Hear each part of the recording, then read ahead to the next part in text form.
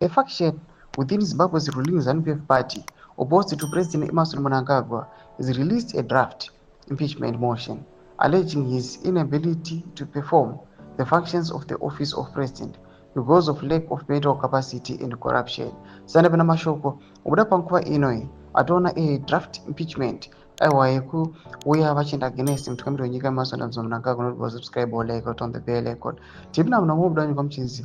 The motion was publicized after war veteran leader Blessed Mnangagwa announced his group's intention to pursue impeachment following recent protests. The motion, citing Section 97 of the Zimbabwean Constitution, also alleges willful violation of the Constitution stemming from this purported lack of mental capacity.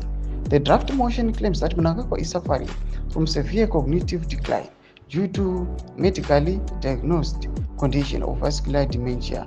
It alleges that this condition has resulted in persistent and recurrent cognitive deficit, failures, and relapses, rendering him incapable of fulfilling his presidential duties in courts. Whereas Section 97 of the Constitution of Zimbabwe provides for the removal of the president from office on any of the 5 grounds set out in the Section 97, 1A to E.